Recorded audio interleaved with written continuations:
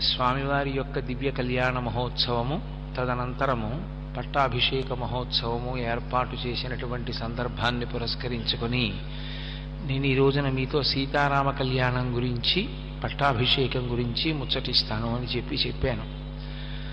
పరమేశ్వరుడు అనేకమైనటువంటి అవతారములు స్వీకరించాడు. ఆయన ఏ అవతార స్వీకారం చేసినా దాని ప్రయోజనం ఒక్కటే, ధర్మాన్ని నిలబెట్టడం, ధర్మ వ్యతిరేకులైనటువంటి వారిని అణచడం. ఈ రెండు ప్రయోజనముల కొరకే ఆయన అవతార స్వీకారం చేస్తాడు.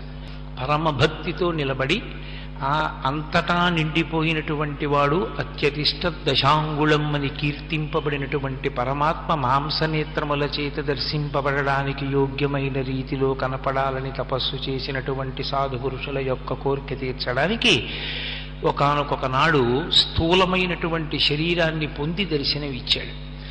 అలా దర్శనమిచ్చినటువంటి స్వరూపములకే అవతారములని పేరు. అటువంటి అవతారములలో నరునికి సంబంధించినంత వరకు ప్రవర్తనని నిరూపించినటువంటి మహోత్కృష్టమైనటువంటి అవతారం శ్రీరామావతారం. శ్రీకృష్ణ భగవానుడు ఏది చెప్పాడో అది చెయ్యాలి. శ్రీరామావతారం ఏమి చేసిందో అది చెయ్యాలి. శ్రీరామాయణము వేదోపబృంహణము కాబట్టి వేదమునకు వ్యాఖ్యానము లేదా వేదము కిందకి దిగి వస్తే శ్రీరామాయణమైంది. ఆ వేదము చేత ప్రతిపాదింపబడినటువంటి పరబ్రహ్మస్వరూపమే శ్రీరామచంద్రమూర్తిగా ఈ భూమి మీద నడయాడింది. అటువంటి రామావతారంలో జరిగినటువంటి కళ్యాణం చాలా విశేషాన్ని సంతరించుకుంది. ఈశ్వరుడు పక్కన శక్తి లేకుండా ఎప్పుడు పూర్ణత్వాన్ని పొందడు. ఆ పక్కన శక్తితో కలిస్తేనే ఆయన అవతారం ఒక పూర్ణత్వాన్ని పొందుతుంది. శంకర భగవత్పాదులు సౌందర్యలహరి చేస్తూ శివశక్త్యాయుక్తో యది భవతి శక్త ప్రభవితుం నచే దేవం దేవో నఖలు కుశల స్పందితుమపి అతస్త్వామారాధ్యాం హరిహర విరించాదిభిరపి ప్రణంతుం స్తోతుం వా కథమకృత పుణ్య ప్రభవతి అంటారు. ఆ పరమేశ్వరుడు శక్తితో కలిసిన నాడు లోక కళ్యాణమును సాధించగలుగుతాడు. రామచంద్రమూర్తి శ్రీరామచంద్రమూర్తి అయ్యాడు సీతా కళ్యాణం చేత. అమ్మవారికి నిత్యానపాయని అని పేరు. ఆమె ఎన్నడూ పరమేశ్వరుణ్ణి విడిచి ఉండదు. అసలు మీకు ఇంకా నేను కొంచెం తాత్వికమైన విషయాన్ని కొద్దిగా ప్రతిపాదన చెయ్యవలసి వస్తే, అమ్మవారు అన్న మాటకు అర్థం భగవంతుని యొక్క శక్తి, ఈశ్వరుని యొక్క శక్తి. ఈశ్వరుడు ఎన్నడూ వేరుగా ఉండరు. నా ఉపన్యాస శక్తి నేను ఎలా వేరుగా ఉండమో, నేను వస్తేనే నాతో నా ఉపన్యాస శక్తి ఎలా వస్తుందో, పాలు పాల తెలుపు లేదా పాలు పాలలోని కమ్మనితనము ఎలా వేరుగా ఉండవో, పరమేశ్వరుడు పరమేశ్వరుని యొక్క శక్తి వేరుగా ఉండవు. అందుకే ఈశ్వరుడు ఈశ్వరుని యొక్క శక్తి కలిసినటువంటిది లోక కళ్యాణమునకు హేతు అవుతుంది. అందుకే పోతన గారు రుక్మిణీ కళ్యాణాన్ని పూర్తి చేస్తూ అనఘ ఆదిలక్ష్మి అయిన రుక్మిణితోడ క్రీడ సల్పుచున్న కృష్ణు చూచి పట్టణంబులోని ప్రజలుల్లసిల్లిరి ప్రీతులగుచు ముక్త భీతులగుచు అంటారు. ఆ రుక్మిణీదేవితో కలిసినటువంటి కృష్ణ పరమాత్మ సింహాసనమునందు కూర్చుని ఉంటే అక్కడ ఉన్నటువంటి ప్రజలందరూ కూడా భయము నుండి విడిపడ్డారు. వాళ్ళు భయమును పోగొట్టుకున్న వారై మనం రక్షింపబడతామనేటటువంటి పరిపూర్ణమైనటువంటి ధృతిని పొందగలిగారు. కాబట్టి అమ్మవారు ఎన్నడూ ఆయన్ని విడిచిపెట్టి ఉండదు. కాబట్టి ఎప్పుడెప్పుడు ఆయన ఏ అవతారం తీసుకున్నా ఆయా అవతారములలో ఆ పేరుకి తగినట్లుగా మళ్ళీ ఆమె కూడా క్రిందకి దిగి వస్తూ ఉంటుంది. అందుకే గోపరాజు గారు శ్రీరమ సీతగాగ నిజసేవక బృందము వీర వైష్ణవాచారజనంబుగాగ విరజానది గౌతమిగాగ వికుంఠమున్నారయ భద్రశైల శిఖరక్రముగాగ వసించు చేతనోద్ధారకుడైన విష్ణుడవు దశరథీ కరుణాపయోనిధి అంటాడు. శ్రీరమ సీతగాగ, ఆ లక్ష్మీదేవియే సీతమ్మ తల్లిగా ఆవిర్భవించింది జగన్మాత. సీతా కళ్యాణ ఘట్టం అత్యంత ఉత్కృష్టమైంది. మనం లోకంలో ఎప్పుడైనా కళ్యాణం గురించి మాట్లాడతాం, కళ్యాణము అంటే అమ్మవారి పేరు మీదుగా ఉంటుంది తప్ప అయ్యవారి పేరు మీదుగా ఉండదు. శివ కళ్యాణం, కృష్ణ కళ్యాణం, రామ కళ్యాణం అలా ఉండదు. సీతా కళ్యాణం, రుక్మిణీ కళ్యాణం, పార్వతీ కళ్యాణం అని అమ్మవారి వైపు నుంచి పిలుస్తాం. దానికి కారణం ఒకటే, జీవుడు బ్రహ్మముతో ఐక్యమును పొందడమే కళ్యాణం. అది నిరంతరము. ఎందరో జీవులు అలా పూర్ణత్వాన్ని పొందాలి కాబట్టి కళ్యాణం ఒకరోజు మాత్రమే జరిగేది కాదు, ఇన్ని రోజులైనా జరుగుతూ ఉంటుంది నిత్య కళ్యాణం. వివాహం అలా కాదు. వివాహము అంటే అంటే విశిష్టమైన దానిని పొందుట కొరకు ఆశ్రమమును మారుట. ఏది విశిష్టమైనది? పరమేశ్వరుడు. ఆ భగవంతుని యొక్క స్వరూపాన్ని తెలుసుకుని భక్తితో కూడినటువంటి కర్మాచరణము చేత ప్రీతి పొందినటువంటి పరమాత్మ జ్ఞానమిస్తే ఆ జ్ఞానము చేత అద్వైతానుభూతిని పొందుట కొరకు ఆశ్రమమును మారి బ్రహ్మచర్యాశ్రమమును విడిచిపెట్టి గృహస్థాశ్రమములోకి ప్రవేశించేటటువంటి ప్రయత్నమునకు వివాహమని పేరు. కాబట్టి వివాహము పురుషుడు తరించేటటువంటి ప్రయత్నం. కాబట్టి అది ఒక్కసారే ఉంటుంది. ధర్మపత్నిని తీసుకుని యజ్ఞాధికారాన్ని పొందుతాడు. ఒకసారి సంతానం కలిగిన తరువాత ఇంకా ఆ ఆశ్రమం పరిపూర్ణత పొందినట్టే. కానీ భార్యతో కలిసి ఉండడం ఎందుకు అంటే యజ్ఞయాగాది క్రతువులను చేసి ఈశ్వరుని యొక్క అనుగ్రహాన్ని పరిపూర్ణంగా పొందడానికి, ఎడంభుజం మీద ఉత్తరీయం వేసుకునేటటువంటి అధికారాన్ని నిలబెట్టుకోవడానికి ధర్మపత్ని సహితుడై గృహస్థాశ్రమమునందు ఉంటాడు. కళ్యాణము అన్న మాట వేరు. కళ్యాణము జీవబ్రహ్మైక్య సిద్ధి. సీతారామ కళ్యాణము. సీతా కళ్యాణ ఘట్టమునందు ఒక విశేషం. అసలు విశ్వామిత్ర మహర్షి వచ్చింది సీతా కళ్యాణం కోసమే. దానికి కావలసినటువంటి అధ్యవసాయాన్నంతటినీ రామచంద్రమూర్తికి ఒక గురువుగా కట్టబెట్టాడు. నరుడిగా ఉన్నాడు కనుక రాముడు. ఆయనకి కావలసినటువంటి సంస్కారమునంతటినీ ఏర్పాటు చేసి ఇప్పుడు జనక మహారాజు గారి యొక్క మిథిలా నగరంలోకి ప్రవేశించాడు. అక్కడ యజ్ఞం చేస్తున్నాడు జనకుడు. జనకుడు యజ్ఞం చేస్తున్నాడు కాబట్టి అక్కడికి వెళ్ళాడు. వెళ్ళిన తరువాత రామచంద్రమూర్తిని జనకుడు ఒక ప్రశ్న వేశాడు. రామా, ఇక్కడ మనం ఎక్కడుందాం అని అడిగాడు. అడిగితే రాముడు అన్నాడు, గురువుగారు ఇక్కడ నీళ్లు బాగా సమృద్ధిగా లభిస్తాయి, అందుకని ఇక్కడ ఉందాం అన్నాడు. ఒక గురువు ఒక శిష్యుడు పరిణతి అన్న మాటకు అర్థం అది. ఒక గురువు ఎక్కడ ఉండాలి అంటే భోగం ఎక్కడున్నదో అక్కడ కాదు, జల సమృద్ధి ఉండాలి. ఆయన 4 మాటలు స్నానం చేయడానికి, సంధ్యావందనం చేసుకోవడానికి నీళ్లు అత్యంత అవసరం కనుక ఎక్కడ నీటి ప్రవాహం ఉన్నదో అక్కడ ఉందామన్నాడు రాముడు. చాలా సంతోషించాడు విశ్వామిత్రుడు. ఇద్దరూ కలిసి మరునాటి ఉదయం జనక మహారాజు గారి యొక్క అంతఃపురానికి వెళ్ళాలి. జనకుడు వచ్చి స్వాగతం పలికాడు. బయలుదేరారు, అంతఃపురానికి వెళ్ళారు. అంతఃపురానికి వెళ్ళిన తర్వాత విశ్వామిత్రుని యొక్క హృదయము వేరు. సీతారామ కళ్యాణం జరిపించాలి. రాముడు శ్రీరాముడు కావాలి అంటే సీతాసహితుడు కావాలి. సీతాసహితుడైతే తప్ప రామాయణం ముందుకు వెళ్ళదు. సీతాసహితుడైతే తప్ప రామకార్యము సాధింపబడదు. అసలు శ్రీరామాయణంలో పెద్ద విచిత్రం ఏమిటంటే రామాయణం ఎప్పుడెప్పుడు ఎక్కడెక్కడ ఆగిపోతుందో అక్కడక్కడ రామాయణాన్ని ముందుకు తీసుకెళ్లేటటువంటిది ఆడవాళ్లే తీసుకెడుతుంటారు. ఆ స్త్రీ ప్రవేశం లేకపోతే రామాయణం ఆగిపోతుంది. అందుకే మీరు కొంచెం జాగ్రత్తగా పరిశీలనం చెయ్యండి. శ్రీరామాయణం నిజానికి సీతా కళ్యాణ ఘట్టంతో అయిపోయింది. వాళ్ళు సంతోషంగా ఇంటికి వచ్చేశారు, అంతఃపురంలో ఆనందంగా ఉంటున్నారు. మందర ప్రవేశించింది. కైకమ్మకి అనేకమైనటువంటి చెప్పకూడని మాటలు చెప్పింది. ప్రభావితురాలైన కైకమ్మ 2 వరాలు అడిగింది. రామాయణం ముందుకెళ్ళింది. ముందుకెళ్లిన రామాయణం 14 సంవత్సరాల అరణ్యవాసం నడిచిపోతోంది. ఏమౌనో శూర్పణఖ ప్రవేశించింది. ప్రవేశించి రావణాసురుడి దగ్గరికి వెళ్ళి చెప్పకూడని మాటలు చెప్పింది. సీతాపహరణం జరిగింది. కథ మళ్ళీ ముందుకెళ్ళింది. ఏం జరుగునో, సీతాపహరణం జరిగిన తరువాత సీతమ్మ తల్లి ఒక స్థితిలో నేను శరీరం విడిచిపెట్టేస్తానంది. త్రిజట తన స్వప్నాన్ని చెప్పింది. మళ్ళీ రామాయణం ముందుకెళ్ళింది. ఇంకా కొంత ముందుకెళ్ళిన తర్వాత ఒకానొక సందర్భంలో యుద్ధకాండలో రామచంద్రమూర్తి స్పృహ తప్పి యుద్ధభూమిలో పడిపోయి ఉంటే రాముడు మరణించాడని పైనుంచి పుష్పక విమానంలో తీసుకొచ్చి చూపించి నమ్మబలికారు. సీతమ్మ తల్లి భర్త శరీరం విడిచిపెట్టాడనుకుని ప్రాణం విడిచిపెట్టవలసినంత స్థితికి వెళ్ళిపోయింది. అప్పుడు సరమ నిజం చెప్పింది, విధవ అయినటువంటి స్త్రీని పుష్పక విమానం వహించదు, కాబట్టి నీ భర్త బతికున్నాడని చెప్పింది. రామాయణం ముందుకెళ్ళింది. రామాయణం ఎక్కడ ఆగిపోతుందని అనుకుంటామో అక్కడ ఒక స్త్రీ ప్రవేశిస్తుంది.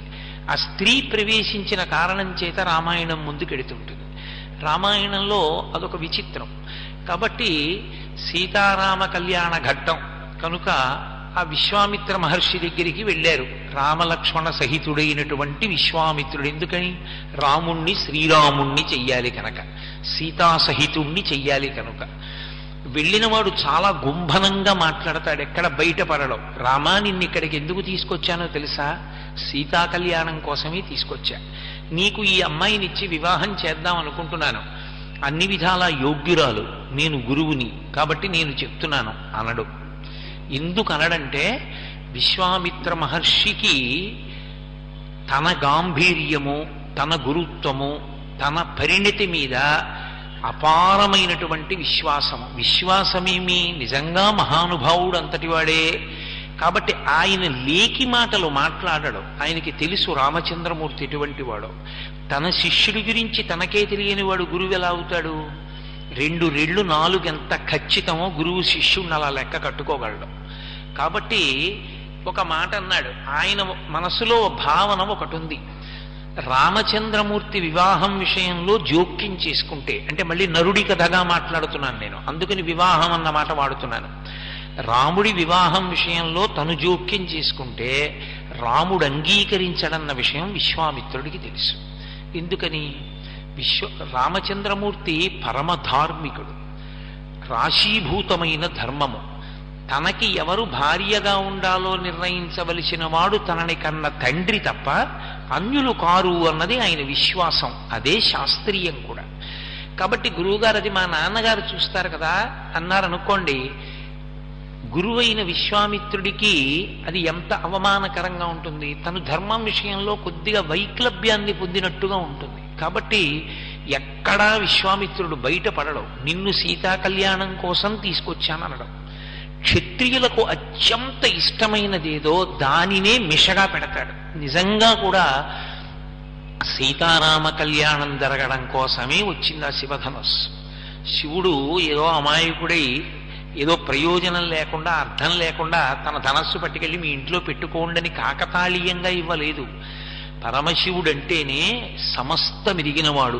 ఈశాన సర్వ విద్యానాం ఈశ్వర సర్వభూతానాం బ్రహ్మాధిపతి బ్రహ్మణోధిపతి బ్రహ్మా శివో మే అస్తు సదాశివోం. సదాశివ అన్న బిరుద ఆయనకే ఉంది. సదా విష్ణు సదా బ్రహ్మ లేదు. సదాశివోం.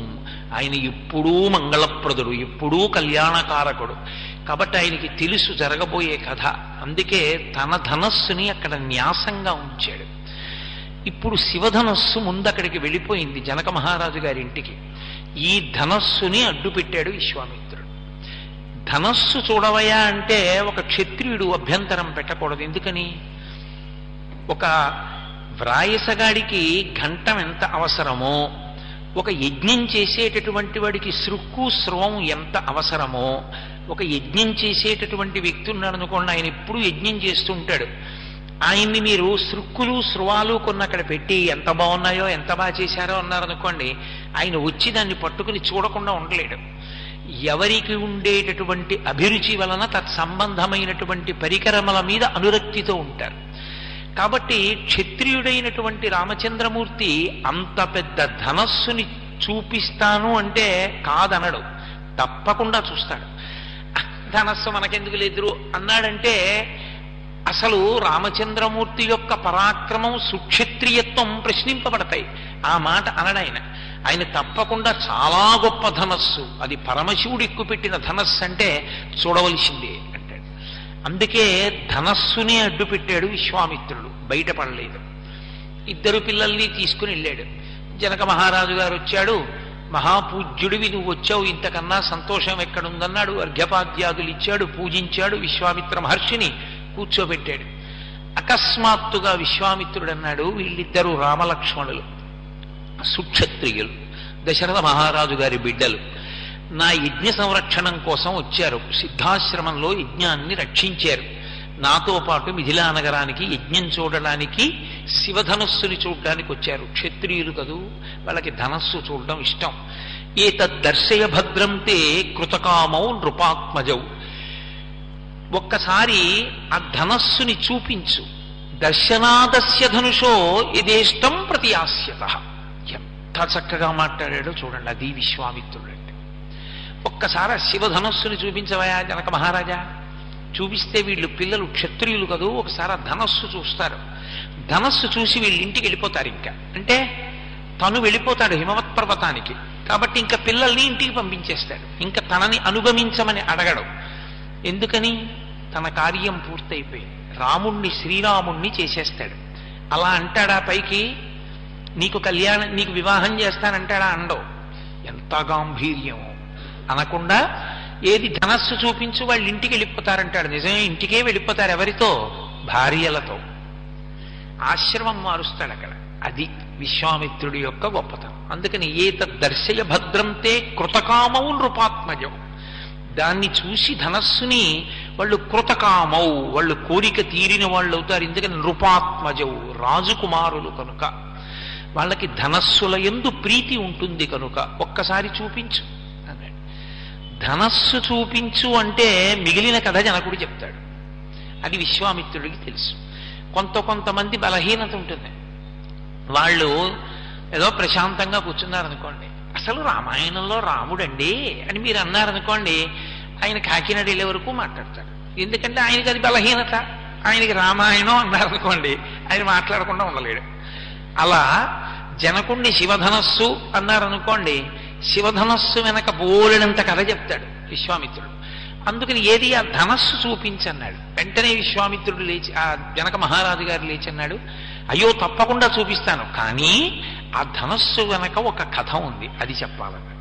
అదే కదా విశ్వామిత్రుడికి కావాలి. తను బయటపడకూడదు, జనకుడి నోటి వెంట రావాలి ఆ మాటలు. వినడానికి అభ్యంతరం ఏముంటుంది? ధనస్సు చూపిస్తారు, ధనస్సుకో కథ ఉందని చెప్తాడు. వింటున్నాడు రామచంద్రమూర్తి, లక్ష్మణస్వామి వింటున్నారు. జనకుడు మొదలుపెట్టాడు, ఈ శివధనస్సు గురించి చెప్తాను, దీని గురించి చెప్పే ముందు నా కూతురు గురించి చెప్పాలన్నాడు. ఇదే కదూ కావలసిన విషయం. అందుకని ఆయన అన్నాడు, అధమే కృషత క్షేత్రం లాంగలాదుద్ధితామయ క్షేత్రం శోధయత లబ్ధ్వా నామ్నా సీతేతి విశ్రుత అన్నాడు. నేను ఒకానొకప్పుడు యజ్ఞం చేద్దామని నాగలి పట్టుకుని భూమిని దున్నుతున్నాను. భూమిని దున్నుతున్న సమయంలో భూమిలో నుండి ఉద్ధిత అన్నాడు, పైకి లేచింది ఇలా ఒక ఆడపిల్ల. ఆమె ఏదో చిన్న పిల్ల, చంటి పిల్ల, మందసంలో దొరికింది, పద్మావతీదేవి దొరికినట్టుగా పద్మముల మధ్యలో ఒక పెట్టెలో దొరికిందని రామాయణంలో లేదు. ఆమె ఉద్ధిత, పైకి లేచింది భూమిలోంచి. నాగటి చాలు తగిలి పైకి లేచింది. లేచి ఆమె నిలబడింది. జనక మహారాజు గారు ఎత్తుకున్నాడు ఆ పిల్లని. పూర్వం అష్టవర్షేత్ భవేత్ కన్యా కదా, ఆ పిల్లని ఎత్తుకున్నాడు. ఎత్తుకుని నిలబడ్డాడు. ఈ రహస్యం ఎక్కడ చెప్పింది సీతమ్మ? ఇక్కడ చెప్పలేదు బాలకాండలో. సీతా కళ్యాణ ఘట్టంలో దీన్ని చెప్పలేదు మహర్షి.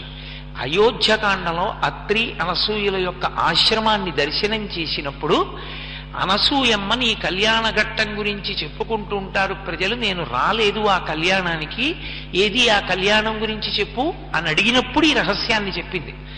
అవునమ్మా, నేను భూమిలో నుండి పుట్టాను, పుట్టడం కాదు పైకి లేచాను. భూమిలో నుండి పైకి లేచి నిలబడినప్పుడు మా తండ్రి నన్ను ఎత్తుకున్నాడు. ఎత్తుకున్న జనక మహారాజు గారికి అనుమానం వచ్చింది, ఈ పిల్ల భూమి నుండి లేచింది, నేను భూమిని దున్నుతుంటే ఇప్పుడు ఈ పిల్లని నేను ఎత్తుకున్నాను, ఈ పిల్ల నాకేమవుతుంది అని అనుమానం వచ్చింది. దొరికిన పిల్ల కూతురా? ఏమవుతుంది ఈ పిల్ల? ఈమె మనుష్యకాంత కాదు. మనుష్యకాంత అయితే ఒక లక్షణం ఉంటుంది, చాలా ప్రహృష్టమైన మనసు పొందినటువంటి పురుషుని యొక్క తేజస్సు తన భార్య యందు ప్రవేశపెట్టబడితే శుక్రశోణితములు కలిసి పిండమేర్పడి ఆనాటి కాలాన్ని బట్టి 12 నెలల తరువాత స్త్రీ యొక్క యోని నుండి బయటికి వస్తే అప్పుడు నరజన్మ. కానీ ఆమె అలా రాలేదు, స్త్రీ పురుష సంపర్క సంబంధం లేదు, భూమి నుండి పైకి లేచింది. కాబట్టి ఆమె నరకాంత కాదు, తెలిసిపోతుంది. నరకాంత కానిది నరకాంతలా ఉంది, పైకి ఆడపిల్ల మనుష్యకాంతలా ఉంది, కానీ ఆమె మనుష్యకాంత కాదు. ఎందుకని? మనుష్యకాంత అంటే ఎలా పుట్టవలసిన అవసరం ఉందో అలా ఆమె పుట్టలేదు కనుక. ఇది జనకుడి అనుమానం. అయినప్పుడు ఈమె నరకాంత కానప్పుడు నేను నరుణ్ణి, నాకు ఈమె ఏమవుతుంది? ఎత్తుకుని నిలబడ్డాడు. అనుమానంతో పైకి చూశాడు. అంతరిక్షంలోంచి వాక్కు వినపడింది. సీతమ్మే చెప్పింది ఆ విషయం అయోధ్యకాండలో. అంతరిక్షేచ వాగుప్త ప్రతిమా మనుషీకిల ఏమేతన్నరపతే ధర్మేణ తనయాతవా అంది అంతరిక్షం. ఏమయ్యా, అంతరిక్షేచ వాగుప్త ప్రతిమా మనుషీకిల, ఆ పైనుంచి మాట్లాడుతూ ఆమె మనుష్యకాంత కాకపోవచ్చు, మనుష్యకాంత ఎలా పుట్టాలో అలా పుట్టినది కాదు, కానీ ఆమె మనుష్యకాంతగా ఉందామని వచ్చింది. రాముడికి సీతమ్మకి శ్రీరామాయణంలో ఉన్న భేదం అది. రాముడు ఎప్పుడూ నేను నరుణ్ణే అన్నాడు. సీతమ్మ పుట్టుకతోటే నరకాంత కాదు, నరకాంత అన్న వేషం కప్పుకుంది. అందుకే చాలా చోట్ల బయటపడిపోతుంది, నేను నరకాంతను కాను. ఆమె మాయాస్వరూపిణి. మాయ పరమేశ్వరుని యొక్క అధీనమై ఉంటుంది. ఆ మాయని స్త్రీవాచకంతో సంబోధిస్తారు. అందుకే శంకర భగవత్పాదులు సౌందర్యలహరి చేస్తూ మహామాయా విశ్వం భ్రమయసి పరబ్రహ్మ మహిషి అంటారు. పరబ్రహ్మ మహిషి అంటే పరమేశ్వరుని యొక్క పత్ని. ఆమెయే మాయాస్వరూపిణి అయి బ్రహ్మాండములను తిప్పుతుంటుంది. అందుకే మహర్షి ఆ కావ్యానికి పేరు సీతాయాశ్చరితం మహత్ పౌలస్త్య వధ అని పెట్టారు. నరకాంతగా ఉండాలనుకుంది కాబట్టి పతికి వశురాలయ్యింది ఆవిడ, కానీ ఆమె నరకాంత కాదు. ఆ కారణం చేత అంతరిక్షంలోంచి మాట వినపడిందమ్మా అంది. ఒక్క మాట చెప్తే పట్టుకోగలదు అనసూయమ్మ. ఆవిడ శక్తి అటువంటిది. అందుకని ఒక్క అనసూయమ్మకే చెప్పింది రహస్యం. ఎక్కడా రామాయణంలో ఇక మాట్లాడలా. ఒక్క చోట మాత్రం బయటపడింది. ఏదో 12 వర్షాహం రఘవస్య నివేశనే భుంచ్వాన్ మానుషాన్ భోగాన్ అందోసారి. 12 ఏళ్లు నేను రామచంద్రమూర్తి మందిరంలో మనుష్యులు అనుభవించే భోగాలు అనుభవించానండి. మనుష్యులు అనుభవించే భోగాలు అనుభవించానండం ఏమిటి? నేను ఏమంటే విశాఖపట్నంలో సుబ్బారావు గారింట్లో మనుష్యులు అనుభవించే భోగాలన్నీ అనుభవించాను అన్నాను అనుకోండి. ఇప్పుడు మనుష్యులు అనుభవించే భోగాలు నువ్వు మనిషివిగా ఏమిటి అనరా నన్ను? సీతమ్మ అలా అన్నం ఏమిటి? ఆమె మనుష్యకాంత కాదు కనుక. అందుకుని ఆవిడ అలా అంది ఒక చోట సుందరకాండలో. కాబట్టి ఆ తల్లి ఒక నరకాంతగా నటిస్తోంది. నటిస్తూ అంతరిక్షంలోంచి మాట వినపడిందమ్మా, ధర్మేణ తనయాతవా, ధర్మము చేత ఈమె నీకు కుమార్తెయే. నీకు కుమార్తెగా లభించాలన్న కోరికతోటే ఆమె నీకు కూతురుగా వచ్చింది. ఎందుకు వచ్చింది? శివధనస్సు ఉంది అక్కడ. సీతా కళ్యాణం అంతా ధనస్సుతోటే ముడి. అందుకని అక్కడికి వచ్చింది ఆవిడ. అందుకని ధర్మేణ తనయాతవా, నీకు కూతురే అంది. అయితే నాకు కూతురే అన్నాడు. పేరు ఆయన పెట్టలేదు, ఆమె పెట్టుకుంది. పైకి వస్తున్నప్పుడే భూమిలోంచి సీత అని పేరు పెట్టుకుని వచ్చింది. అందుకని సీత అన్న నామకరణము జనక మహారాజు గారు చేశారని రామాయణంలో లేదు. నామ్నా సీతేతి విశ్రుత అన్నాడు ఆయన. బయటికి వచ్చిన పిల్ల సీత అని పేరు పెట్టుకుని పిలువబడింది. జనకుణ్ణి అనుగ్రహించింది కనుక జానకి. అమ్మవారి తత్వంలో ఒక పెద్ద విశేషం ఉంటుంది. భక్తితో కొలిచిన వారికి ఎంతమందికైనా ఆమె కుమార్తెగా వస్తుంది. ఒకనాడు కాత్యాయన మహర్షి కోరుకున్నాడు, కాత్యాయని అన్న పేరుతో వచ్చింది. ఒకప్పుడు భృగు మహర్షి కోరుకున్నాడు, భార్గవి అన్న పేరుతో వచ్చింది. ఒకనాడు హిమవంతుడు కోరుకున్నాడు, హైమవతి అన్న పేరుతో వచ్చింది.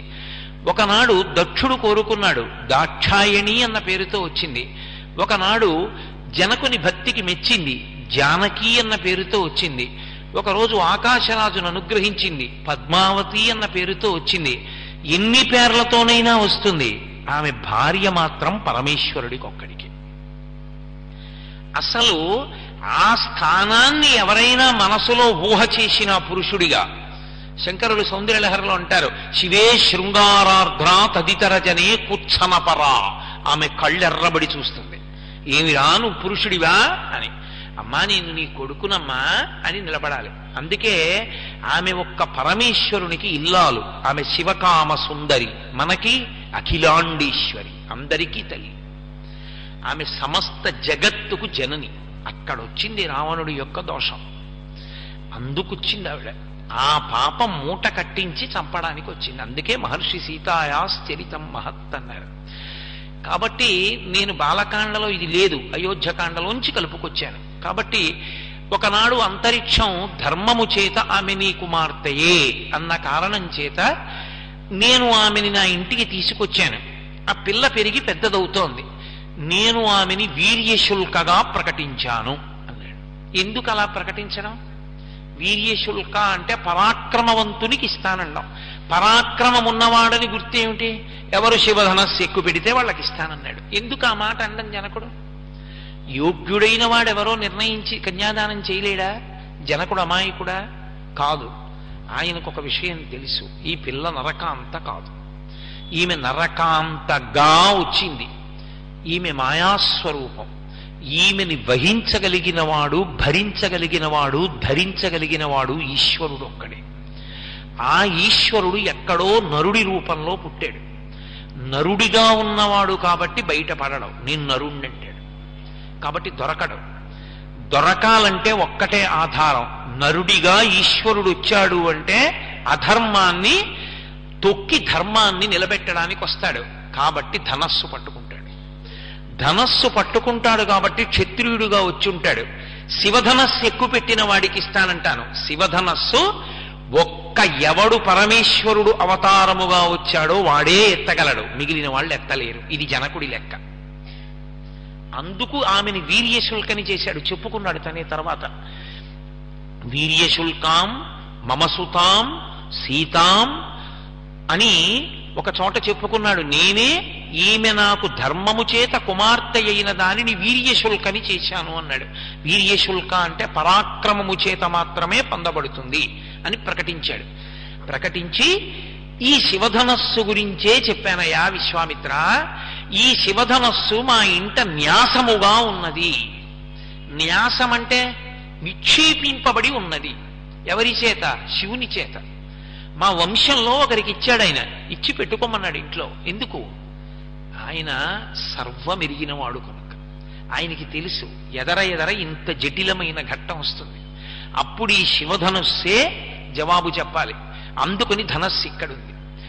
కాబట్టి ఓ విశ్వామిత్ర మహర్షి, ఆయన అలా అనడు. విశ్వామిత్ర మహర్షి అనడు, హే బ్రహ్మన్, హే భగవన్ అంటూ ఉంటాడు. గురువు గారిని పిలిచేటప్పుడు అది అంత గౌరవం. హే బ్రహ్మన్ అంటాడు. బ్రహ్మమిరిగినవాడా, బ్రహ్మవిత్ బ్రహ్మైవ భవతి, బ్రహ్మమిరిగి బ్రహ్మమైనవాడా, హే భగవన్. నీకు భగవంతుడికి అభేదం, గురువు పరబ్రహ్మస్వరూపం, అందుకని హే భగవన్ అని పిలుస్తూ ఉంటాడు.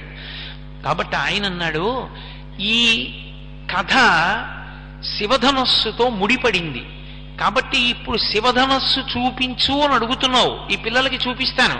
చూపించే ముందు నేను ఈ మాట చెప్పాలిగా, అందుకని చెప్తున్నాను. అయితే ఇంకా కొంత కథ ఉంది బ్రహ్మన్, అది కూడా మీరు వినాలి. నేను ఆమెని వీర్యశుల్కాన్ని ప్రకటించిన తరువాత ఆమె అందచందములను గురించి రాజులందరూ తెలుసుకున్నారు. మొదట రాజులందరూ ఒక్కొక్కడొక్కొక్కడు వచ్చాడు సీతమ్మని చేపట్టాలన్న కోరికతో. సాధ్యం కాదని జనకుడికి తెలుసు. తెలిసిన ఎవరు పట్టుకోగలడో చూడాలి కదూ, అందుకని రాజులందరినీ అనుమతించాడు. ఒక్కొక్కడొచ్చాడు, శివధనస్సుని చూశాడు, ఎత్తలేకపోయాడు, వెళ్ళిపోయాడు. ఈ వెళ్ళిపోయిన వాళ్ళు కొన్ని వేల మంది అయిపోయారు. వెళ్ళిపోయి వాళ్ళందరూ అవమానపడి ఓ సంఘం పెట్టుకున్నారు. ఒరే, మనని అవమానించడానికి వీర్యశుల్క అన్నాడరా, ఆ శివధనస్సు ఎక్కువ పెట్టేవాడు ఎవడో. కొన్ని వేల మంది రాజులం వెళ్ళాం, ఒక్కడు ఎక్కువ పెట్టలేదు. వాళ్ళ ఇంట్లో అమ్మాయికి పెళ్ళవలేదు. సీతమ్మ పెళ్లి ఎందుకు అవ్వలేదంటే విల్లు ఎక్కువ పెట్టే రాజేయడంటాడు. అంటే అవమానమేనా కాదా? ఇప్పుడు ఆ అమ్మాయికి పెళ్ళవలేదు, మన బతుకు బయటడింది. మనమేమో ఎందుకో పనికి మారిన వాళ్ళం అని చెప్పి లోకంలో తెలుస్తోంది. వాళ్ళకి కోపం వచ్చి ఎలా అయినా జనక మహారాజు గారిని నిగ్రహించి ఆ పిల్లని ఎవరు చేపట్టాలి తర్వాత నిర్ణయిద్దాం. ముందు జనకుణ్ణి యుద్ధంలో ఓడించి బందీకృతుణ్ణి చేయడమో సంహరించడమో చెయ్యాలి, కాబట్టి రండి అన్నారు. అలా ఉంటుంది విచిత్రం లోకంలో. కాబట్టి ఏదో అప్పటి వరకు ఎలా ఉన్నా ఎన్నికలు వచ్చేటప్పటికి సీట్ల సర్దుబాటులా ఉంటుందన్నమాట. కాబట్టి వాళ్ళందరూ కలిసి ఒక సంఘం పెట్టుకున్నారు. అందరూ కలిసి జనక మహారాజు గారి మీదకి యుద్ధానికి వచ్చారు. అందరూ కలిసి జనక మహారాజు గారి మీదకి యుద్ధానికి వస్తే జనకుడు అంతఃపురంలో కూర్చుని యుద్ధం చేస్తున్నాడు. కొంతకాలానికి శరీరము ఏ సంభారములు ఉండడం చేత నిలబడుతుందో ఆ సంభారములు అయిపోయాయి అంతఃపురంలో. అంటే తిండి గింజల దగ్గర నుండి పూర్తయిపోయి. అప్పుడు ఎలా? బయటికెడితే రాజులు పట్టుకుంటారు, అంతఃపురంలో ఉంటే ప్రాణాలు పోతాయి, అన్నం లేదు కాబట్టి. అప్పుడు నేను దేవతలందరినీ ఉద్దేశించి తపస్సు చేశాను. అప్పుడు నేను అంత పెద్ద తపస్సు చేస్తే దేవతలందరూ కూడా దేవగణాం సర్వాం తపసాహం ప్రసాదయం, నేను చేసినటువంటి తపస్సుకి వాళ్ళు మెచ్చుకుని దేవగణములనన్నిటినీ కూడా నాకు బలంగా, నాకు తోడుగా, నన్ను సమర్థించమని నా సైన్యంగా పంపించారు. పంపిస్తే నేను ఈ దేవగణాలన్నిటినీ తీసుకుని, ఈ సైన్యాన్ని తీసుకుని బయట విడిది చేసి ఉన్నటువంటి రాజులందరినీ ఓడించాను. వాళ్ళందరూ దిక్కులు పట్టి పారిపోయారు. ఆ తర్వాత ఇది భూమి మీద ఉన్న రాజులతో సరిపోలేదు. దేవతలు, యక్షులు, గంధర్వులు, కిన్నెరులు, కింపురుషులు వచ్చారు. దేవతలు కూడా ఎక్కువ పెట్టలేదు. హే బ్రహ్మన్, విశ్వామిత్ర, ఈ శివధనస్సు ఇలాగే ఉంది, ఈ పిల్ల ఇలాగే ఉంది, మధ్యలో నేను ఎదురు చూస్తూ అలాగే ఉన్నాను. దేనికోసం? జనకుడు బయటపడ్డాడు. ఎవడు నరుడుగా ఉన్నాడో, ఎవడు నరుడిగా భూమి మీద తిరుగుతున్న పరబ్రహ్మమో వాడెత్తాలి. వాడు నేను పరబ్రహ్మమని అండవు. ఎందుకంటే వాడు నరుడిగా వచ్చాడు, అందుకే ఈమె నరకాంతగా వచ్చింది. లేకపోతే ఆమె నరకాంతగా ఎందుకు రావాలి? కాబట్టి నరుడిగా ఉన్నాడు కనుక నేను నరుణ్ణి అంటాడు, కానీ నేను పరబ్రహ్మాన్ని అండవు. కానీ ఎవరు పరమేశ్వర ధనస్సు ఎక్కువ పెడతాడో వాడే పరమేశ్వరుడు. శివుడు కేశవుడు మళ్ళీ లేనిపోని అల్లరి తీసుకురాకండి, ఉన్నదొక్కటే పరబ్రహ్మం అంతే. కాబట్టి ఆ ధనస్సు ఎక్కువ పెట్టేవాడి కోసం ఎదురు చూస్తున్నాను. మంచిదే, ధనస్సు చూపించమని అడుగుతున్నారు మీరు, పిలిపిస్తాను, వచ్చేస్తుంది. ఎంతసేపు సైనికులు పట్టుకొచ్చేస్తారు ధనస్సుని. ఈ పిల్లాడు ఒకవేళ యద్యస్య ధనుషో రామః కుర్యాదారోపణం మునేహే సుతాం అయోనిజాం సీతాం దద్యాం దశరథేరహం, ఎంత గొప్పగా చెప్పాడో చూడండి. ఒకవేళ నేను ఆ ధనస్సు తీసుకొచ్చిన తర్వాత పెట్టి మూత తీయండి చూస్తానంటాడుగా, పెట్టి మూత తీస్తాను. క్షత్రియుడు కదూ, సంతోషంగా ఉంటుంది. ఇలా చూసి వెళ్ళిపోతాడేంటి?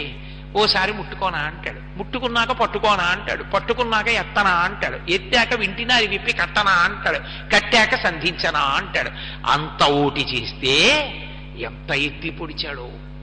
యద్యస్య ధనుషో రామః కుర్యాత్ ఆరోపణం మునేహే సుతాం అయోనిజాం సీతాం, అది ఆయన సంతోషం. నా కూతురు అయోనిజాం, నా కూతురని నా భార్యకి నాకు పుట్టిందనుకుంటున్నావేమో. అయోనిజాం, అయోనిజ. సీతాం, తన పేరు తాను పెట్టుకున్న పిల్ల. సీతాం దద్యాం దశరథేరహం, నేనిస్తా ఆ పిల్ల. అదేమిటయా మరి అంత స్వతంత్రాల్ని నువ్వివ్వడం ఏమిటి అంటే, నన్ను తండ్రిగా వరించింది కాబట్టి కన్యాదానం నేనే చేస్తాను. నా జన్మ సౌభాగ్యం కదూ, శ్రీ మహాలక్ష్మి నా ఇంట పుట్టింది. అందుకే సీతా కళ్యాణ ఘట్టానికి ఉన్న గొప్పతనం ఏమిటంటే, సీతా కళ్యాణ ఘట్టంలో వాల్మీకి మహర్షి ఇచ్చినటువంటి శ్లోకాన్ని ఎవరు చదువుతారో ఆ శ్లోకంలో ఉన్నటువంటి తాత్పర్యమే మంత్రంగా మారుతుంది పెళ్లిలో. అందుకే సీతా కళ్యాణ ఘట్టం చేసేటప్పుడు లోకంలో ఒక ఆచారం కూడా ఉంది. రామాయణంలో ఉన్నటువంటి శ్లోకాన్ని చెప్పిస్తుంటారు, ఇయం సీత మమ సుత అని. ఎందుకంటే అలా చెప్పి అలా చూసిన వాళ్ళకి రెండు ప్రయోజనాలు నెరవేరుతాయి. పెళ్లి కాని ఆడపిల్ల ఉంటే కన్యాదానం చేస్తారు తొందరలో, రామచంద్రమూర్తి లాంటి వరుడు వస్తాడు. రెండు, మా ఇంట్లో ఆడపిల్లలకి పెళ్లిళ్ళు అయిపోయింది కదండి అంటే రామచంద్రమూర్తిని నువ్వు పొందుతావు. అంటే జీవబ్రహ్మైక్య సిద్ధి కళ్యాణం, పరమేశ్వరుణ్ణి చేరుతావు. అందుకే సీతారామ కళ్యాణం లోకంలో అంత ప్రఖ్యాతి వహించడానికి కారణం అదే. కనుక అసలు యథార్థంగా చెప్పాలంటే శ్రీరామ నవమి నాడు మకుటధారణ సర్గ చదవమనుంది శాస్త్రంలో. శ్రీరామనవమి నాడు తెల్లవారుజామున లేచి పూర్ణోపవాసం ఆ రోజున అన్నం తినకూడదు. దేవాలయాల ముందు నిలబడి భజన చేసి ఆ రోజు మధ్యాహ్నం అందరూ కలిసి సీతారామచంద్ర ప్రభువు యొక్క పూజ చేసి సాయంకాలం దేవాలయంలో కాస్త సంస్కృత భాషా పరిచయం ఉన్నటువంటి వ్యక్తి శ్రీరామాయణంలోంచి మకుటధారణ సర్గ చదువుతారంటే రామచంద్రమూర్తికి కిరీటం పెట్టిన ఘట్టం ఉంది, ఆ ఘట్టాన్ని చదువుతారు. అది అసలు ఆ మకుటధారణ సర్గ చదువుతారు. అది 1కి 10 మాటలు నిరూపింపబడింది. ఈ మధ్య కాలంలోనే ఒక 4-5 నెలల క్రితం కూడా నేను ఒక సందర్భం చూశాను.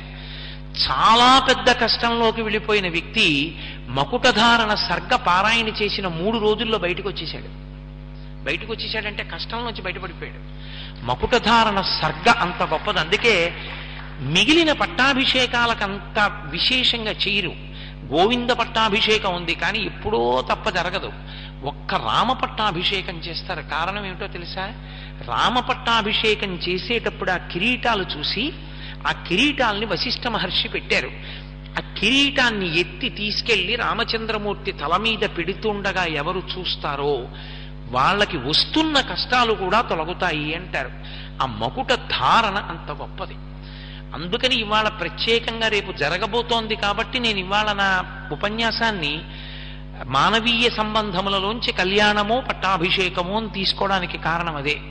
సరే, సీతారామ కళ్యాణం చెయ్యడం ఆంధ్రదేశంలో ఆచారం. ప్రత్యేకించి భద్రాచలం సీతారామ కళ్యాణాన్ని ప్రత్యక్ష ప్రసారాలుగా చూస్తూ ఉంటాం మనం.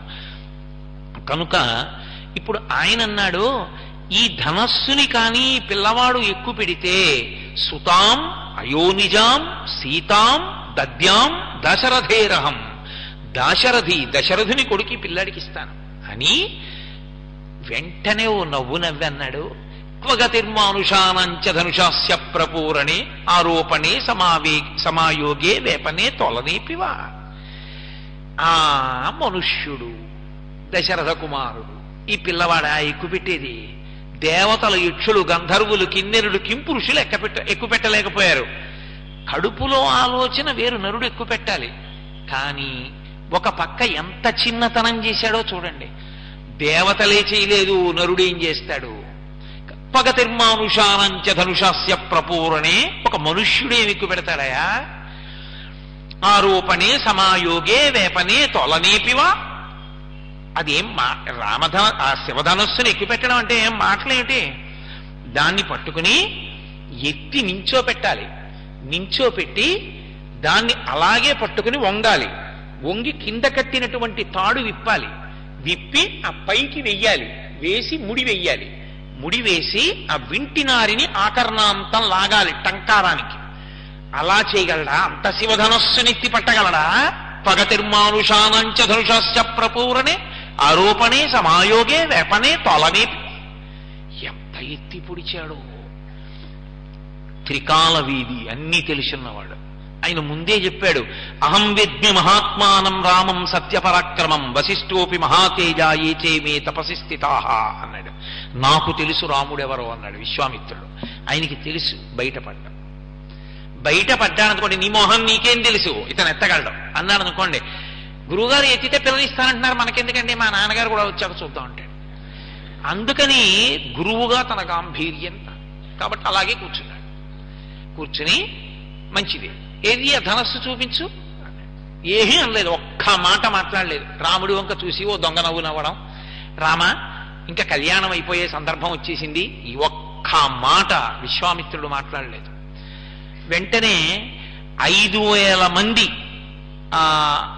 బలిష్టమైనటువంటి వారు, బాగా పొడగరులైనటువంటి వారిని సైనికుల్ని పిలిచాడు. 5,000 మంది సైనికులు మంజూషని తోసుకొచ్చారు. మంజూష అంటే పెట్టె. అందులో ఉంది 8 చక్రముల పెట్టె అని రాశారు వాల్మీకి మహర్షి. అందులో పెట్టారు శివధనస్సుని. అంత 8 చక్రముల పెట్టెలో పెట్టినా 5,000 మంది కలిసి ఆ ధనస్సుని ఎత్తి పట్టరాలేరు.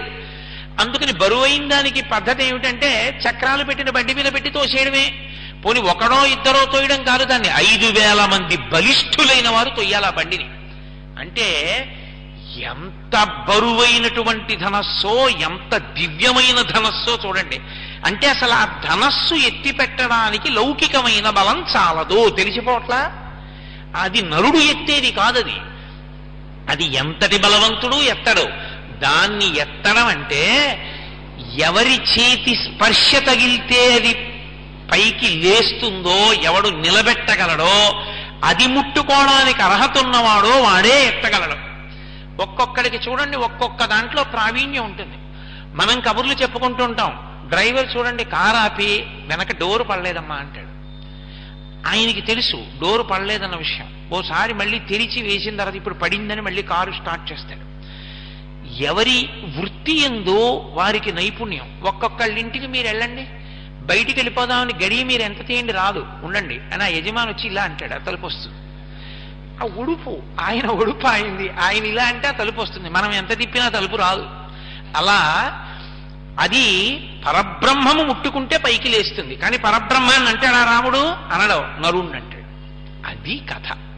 అంత గంభీరంగా అల్లారు, అంత గొప్పగా వచ్చింది, అంత ఉద్విగ్నత, అంత గాంభీర్యం సంతరించుకుంది సీతా కళ్యాణ ఘట్టం.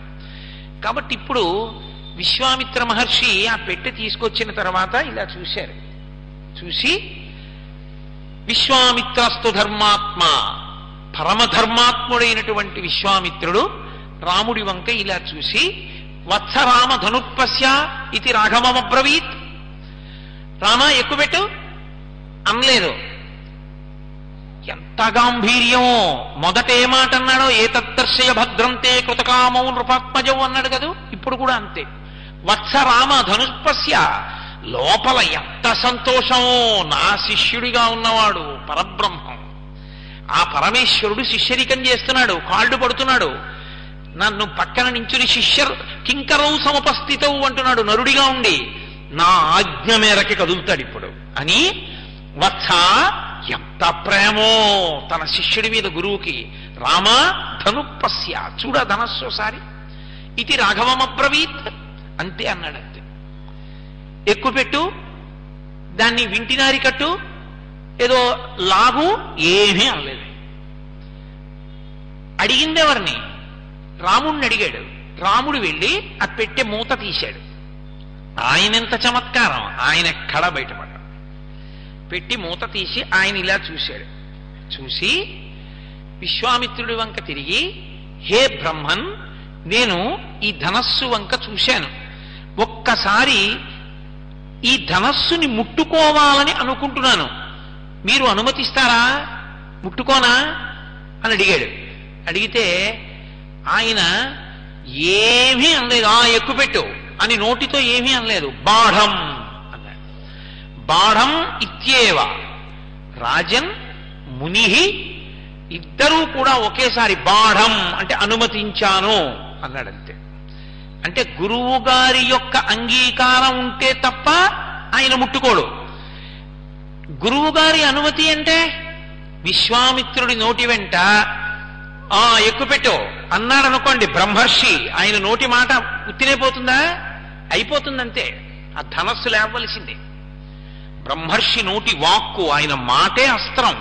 అంతటి తపోధనుడు. గురువుగారు ధనస్సు ఎక్కువ పెడదాం అనుకుంటున్నారంటే, ఏరా పిల్ల మీద కాంక్ష పుట్టిందా? మీ నాన్నని అడగక్కర్లేదా అనొచ్చు విశ్వామిత్రుడు.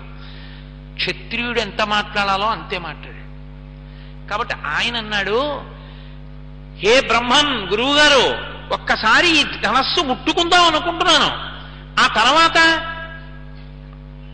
అవకాశం ఉంటే దాన్ని ఎక్కువ పెడతాను. వెంటనే ఆయన అన్నాడు, బాఢం, అలాగే అనుమతిస్తున్నాను. అటు జనక మహారాజు అన్నాడు, ఇటు విశ్వామిత్రుడు అన్నాడు. అన్నాడంతే. ఆయనకి జనక మహారాజు ఉద్దేశం ఏంటంటే, ఏదో ఇలా అంటాడు, ఎంతమందిని చూడలేదు, అలవాటు పడిపోయింది, ఓసారి ఇలా అమ్మో అని వచ్చేస్తాడు. అంతేగా పెట్టి మూతెట్టేస్తారు, వెనక్కి వెళ్ళిపోతుంది అనుకుంటున్నాడు. అందరూ 5,000 మంది ఓ పక్కకి వెళ్ళి అలా నించున్నారు. ఇంకా సభాసదులందరూ చూస్తున్నారు. ఆరోపయిత్వా ధర్మాత్మా పూరయామాస దద్ధను తత్తభంజ ధనుర్మధ్యే మహాయశాహ. ఆయన అకస్మాత్తుగా ధనస్సుని తీసి నిలబెట్టాడు. అలా నోళ్లు తెరిచి ఉండిపోయారు అందరూ. చాలా తేలికగా ధనస్సుని నిలబెట్టడం, తాడు విప్పడం, కట్టేయడం, వంచేయడం వింటినాడాలో అంతే మాట్లాడాడు. కాబట్టి ఆయన అన్నాడు, హే బ్రహ్మన్ గురువుగారు, ఒక్కసారి ఈ ధనస్సు ముట్టుకుందాం అనుకుంటున్నాను, ఆ తర్వాత అవకాశం ఉంటే దాన్ని ఎక్కువ పెడతాను. వెంటనే ఆయన అన్నాడు, బాఢం, అలాగే అనుమతిస్తున్నాను. అటు జనక మహారాజు అన్నాడు, ఇటు విశ్వామిత్రుడు అన్నాడు. అన్నాడంతే ఆయనకి జనక మహారాజు ఉద్దేశం ఏంటంటే ఏదో ఇలా అంటాడు, ఎంతమందిని చూడలేదు, అలవాటు పడిపోయింది, ఓసారి ఇలానే అమ్మో అని వచ్చేస్తాడు, అంతేగా పెట్టి మోతెట్టేస్తారు, వెనక్కి వెళ్ళిపోతాడు అనుకుంటున్నాడు. అందరూ 5,000 మంది ఓ పక్కకి వెళ్ళి అలా నించున్నారు. ఇంకా సభాసదులందరూ చూస్తున్నారు. ఆరోపయిత్వా ధర్మాత్మా పూరయామాస దద్ధను తత్తభంజ ధనుర్మధ్యే మహాయశాహ. ఆయన అకస్మాత్తుగా ధనస్సుని తీసి నిలబెట్టాడు. అలా నోళ్లు తెరిచి ఉండిపోయారు అందరూ. చాలా తేలికగా ధనస్సుని నిలబెట్టడం, తాడు విప్పడం, కట్టేయడం, వంచేయడం, వింటినారి లాగడం, అది మధ్యలోకి 2 ముక్కల కింద విరిగిపోవడం అయిపోయింది. పెద్ద మెరుపు మెరిసి పిడుగుపడినట్టయి అంతఃపురం అంతా కదిలిపోయింది.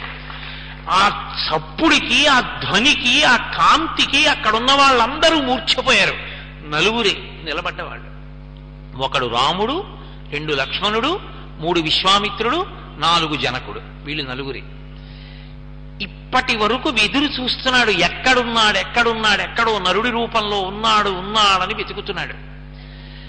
చూశాడంతే, పరవశించిపోయాడు విశ్వామిత్రుడు.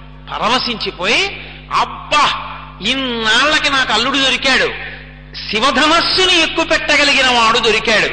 అంతే విశ్వామిత్ర మహర్షి వంక చూసి, అత్యద్భుతం అచింత్యంచ అతర్కితమిదమ్యా అన్నాడు. ఇది అత్యద్భుతం, నేను ఊహించలేదు. ఏమిటి అసలు రహస్యం? నరుడి రూపంలో ఉన్న పరబ్రహ్మం తెలుస్తున్నాడు, కనబడ్డాడు. మాయాస్వరూపిణిని భరించగలిగిన వాడు దొరికిపోయాడు. పైకి ఆయన అనకూడదు, నరుడి కథ కాబట్టి ఊరుకున్నాడు. అత్యద్భుతమతించంచ అతర్కితమిదమ్యా, ఇంకా దీని మీద వాదన లేదు అని, జనకానాం కులే కీర్తిం నాహరిష్యతి మే సుత సీతా భర్తారమాసాద్య రామం దశరథాత్మజం. నా కూతురు మహాభాగ్యాన్ని పొందింది. నా కూతురు రామచంద్రమూర్తికి ఇల్లాలు కాకపోతోంది దశరథ మహారాజుకి. వెంటనే సువర్ణ కలశాన్ని జలములతో ఉన్నదాన్ని తీసుకుని వచ్చి కన్యాదానం చేస్తానని నీళ్లు పోయిపోయాడు రాముడి చేతిలో. ఇక్కడ చెప్పలేదు మహర్షి, మళ్ళీ అయోధ్యకాండలో చెప్పారు. మొన్న మీతో ప్రస్తావన చేశా. దీయమానాం నతుతదా ప్రతిజగ్రాహ రాఘవ. ఆయన అవిజ్ఞాయ పితుశ్చంధ అయోధ్యాధిపతే ప్రభో. కన్యాదానం చేస్తానని నీళ్లు పోస్తుంటే అలా నేను పుచ్చుకోను. అయోధ్యాధిపతి మా తండ్రి ఉన్నాడు దశరథ మహారాజు, నన్ను కన్న తండ్రి, ఆయన నిర్ణయం చెయ్యాలి నా పక్కన ఎవరు ఇల్లాలుగా ఉండాలో. కాబట్టి ఈ వార్త దశరథ మహారాజు గారికి పంపించండి. పంపిస్తే దశరథ మహారాజు గారు బయలుదేరి వచ్చి, ఈ పిల్ల నాకు ఇల్లాలుగా ఉండడానికి యోగ్యమే అని నిర్ణయం చేస్తే అప్పుడు ఆమెని స్వీకరిస్తాను. మరి ధనస్సు ఎందుకు ఎక్కుపెట్టావు? నేను క్షత్రియుణ్ణి, నా గురువు ఆజ్ఞాపించాడు, చూడమన్నాడు, ఎక్కుపెట్టమన్నాడు, ఎక్కుపెట్టాను, అంతవరకే. పిల్లని స్వీకరించడం భార్యగా నా చిత్తం కాదు, మా తండ్రి చెప్పాలి, అది ఆయన ధర్మం. అందుకే అంత జాగ్రత్తగా నడిపారు మహర్షి, అంత గొప్పగా నడిచింది రామాయణం. కాబట్టి ఇప్పుడు 3 రోజులు రాత్రింబవళ్ళు వేగంగా వెళ్ళగలిగిన గుర్రాల మీద ప్రయాణం చేయగలిగినటువంటి సుశిక్షితులైన వ్యక్తులు వెడితే తప్ప అయోధ్యానగరాన్ని చేరలేరు. అంత దూరంలో ఉంది మిథిలానగరం. 3 రోజులు ప్రయాణం చేసి వాళ్ళు దశరథ మహారాజు గారి యొక్క అయోధ్యానగరానికి వెళ్ళారు. దశరథుడు సభ తీర్చి ఉన్నాడు. వెళ్ళారు, జరిగిన వృత్తాంతమంతా చెప్పారు. జనకుడు మీకు నివేదించమన్నాడు, తొందరగా బయలుదేరి రమ్మన్నాడు. మీరు ఆ పిల్లని మీ కోడలుగా చేసుకోవలసింది అని దశరథ మహారాజు గారు కోరుకుంటున్నాడు అన్నారు. అది నిజంగా లోకానికి మార్గదర్శకమైంది రామాయణం అంటే అది కారణం. వెంటనే దశరథ మహారాజు తన పురోహితుల వంక, మంత్రుల వంక చూశాడు. వశిష్ఠ మహర్షి మొదలైన వారి వంక చూసి ఒక మాట అన్నాడు. యది రోచతే వృత్తం జనకస్య మహాత్మనః అన్నాడు. మీకు జనకుని యొక్క ప్రవర్తన, జనకుని యొక్క నడవడి ఇష్టపడిందా అని అడిగాడు. ఆయనకి ఆ ఇంట్లో భక్తి, పూజ, వ్యవహారం అలవాటు. ఆ ఇంట ఇంట్లో ఆయన కొడుక్కి పిల్లనిద్దామనుకున్నవాడు కనీసం బొట్టెట్టుకునైనా ఆయన ఇంటికి వెళ్ళాలి.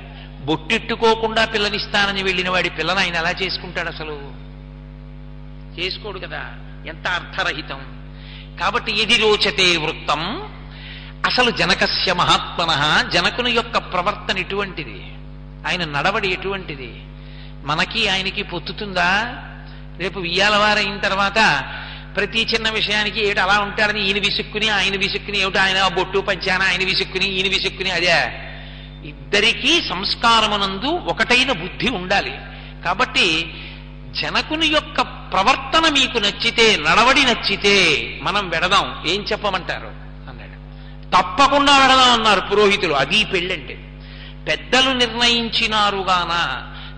నిర్ణయించినారుగాన అంటే ఎంతసేపు భూతద్దం పెట్టి పిల్లని చూడమని కాదు. భూతద్దం పెట్టి పిల్లని చూసావు ఉండిపోతుందా? ఆమె శరీరము కూడా వృద్ధాప్యమునందు ముడతలు పడిపోతుంది. నీ ఇంటి గౌరవం, ఆఖరికి నీ శరీరం పడిపోయిన తర్వాత తద్దినం పెట్టినప్పుడు కూడా కోడలే దీపం పెట్టాలి. దీపం పెడితే కానీ ముట్టదు. అసలు ఆ సంస్కారం ఉందా పిల్లకి? ఆ కుటుంబానికి ఆ మర్యాద ఉందా? అది లేనినాడు ఎలా చేసుకుంటావు కోడలుగా? అందుకని ఆ ప్రవర్తన అంగీకరించవచ్చా? తనది కాదు నిర్ణయం, పెద్దల్ని సంప్రదించాడు.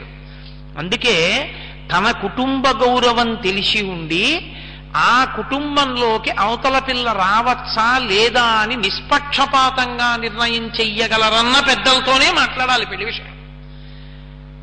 వద్దు అన్నారనుకోండి వదిలిపెట్టాలి. తప్పకుండా పరిశీలించచ్చు అన్నారనుకోండి పరిశీలించాలి. వెంటనే పురోహితులు అన్నారు తప్పకుండా, మహాత్ముడు జనకుడు, మనం వెడదాం అన్నారు. సరే అయితే బయలుదేరండి, ఇంకా ఆలస్యం ఎందుకు? మా భూత్కాలస్య పర్యయ, ఆలస్యం చెయ్యకూడదు, బయలుదేరండి అన్నాడు. తాను వృద్ధుడు, నేను వెనక వస్తాను. ముందు కోశాధిపతులందరూ కూడా తగినటువంటి కానుకలు తీసుకుని ముందు బయలుదేరాలి. ప్రభువు వెడుతున్నాడు అంటే పొంచి ఉంటారు శత్రువులు. నాకు రక్షణగా ఆశ్విక దళం పదాతి దళం అంతా బయలుదేరాలి, నాకన్నా ముందు పురోహితులు వెళ్ళాలన్నాడు. అందరూ బయలుదేరారు. దశరథ మహారాజు గారు వెళ్ళాడు. మిథిలా నగరానికి వెళ్ళాడు. జనక మహారాజు ఎదురొచ్చాడు, స్వాగతం పలికాడు, తీసుకెళ్ళాడు, కూర్చోపెట్టాడు.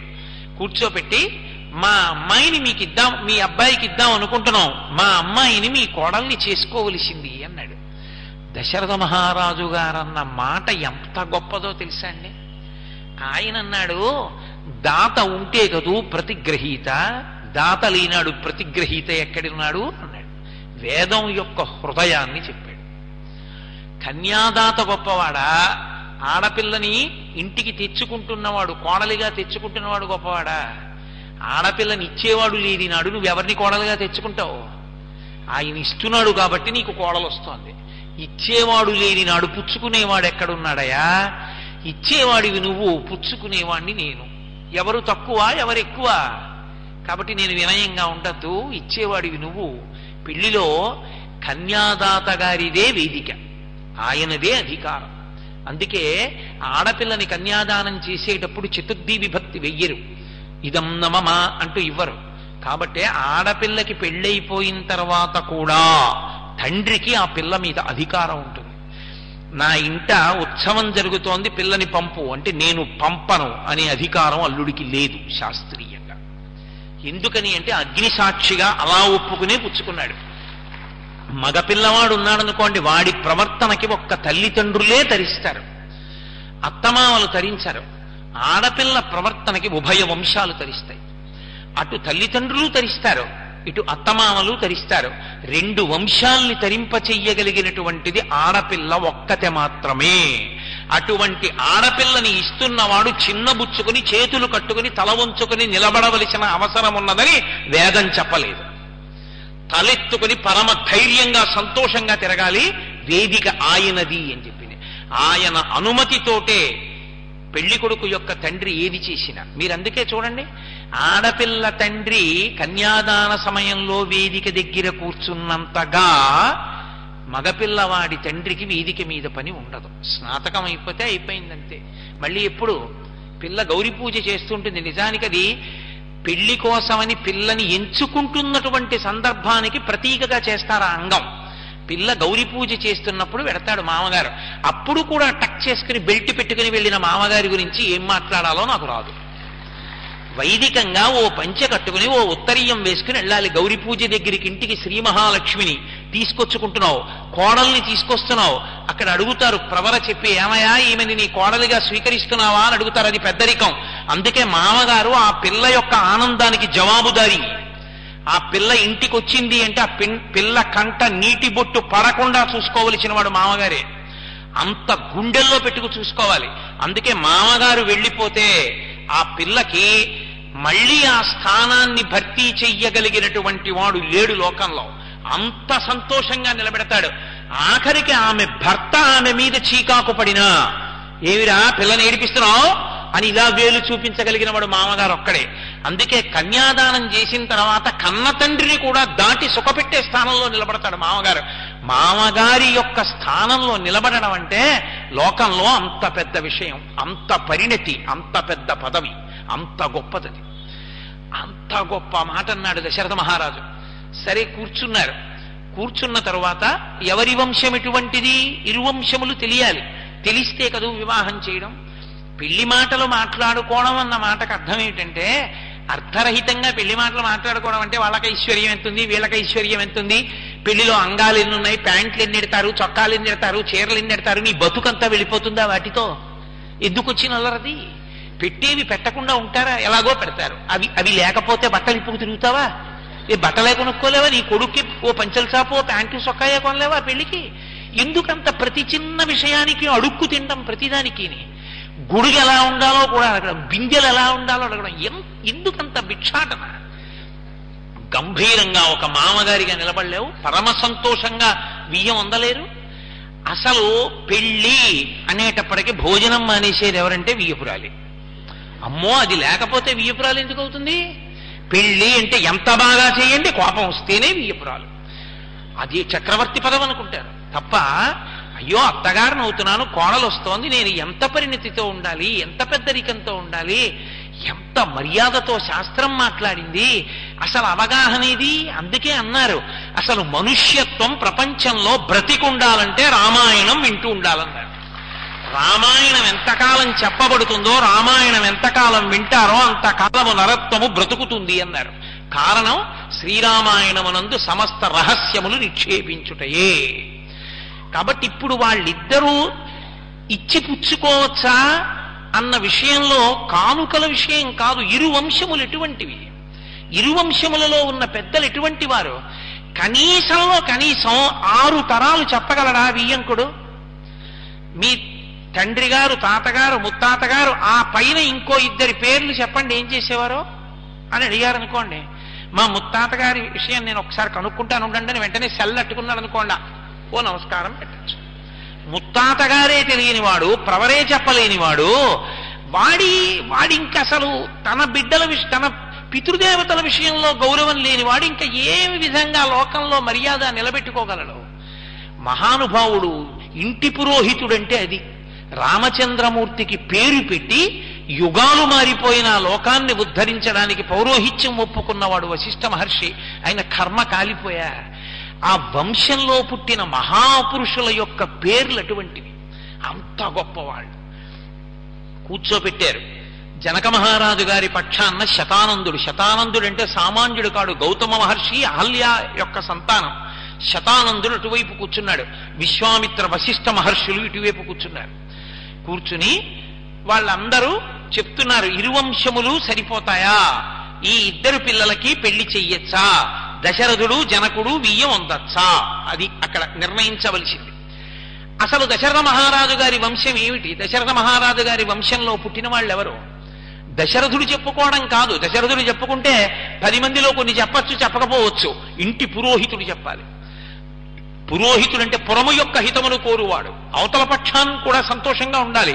నిష్పక్షపాతంగా చెప్పగలిగిన వాడు అయి ఉండాలి. అందుకని వశిష్ఠ మహర్షి చెప్పడం ప్రారంభం చేశారు. అవ్యక్తమైనటువంటి స్వరూపమునందు పరబ్రహ్మం ఉండేది. అవ్యక్తమైన స్వరూపము నుండి పరబ్రహ్మము వ్యక్తమై చతుర్ముఖ బ్రహ్మగారు వచ్చారు. చతుర్ముఖ బ్రహ్మగారి యొక్క కొడుకు మరీచి. మరీచి యొక్క కుమారుడు కశ్యపుడు. ఆ కశ్యపుని యొక్క కుమారుడు సూర్యనారాయణమూర్తి, సూర్య భగవానుడు. ఆ సూర్యనారాయణమూర్తి యొక్క కొడుకు మనువు.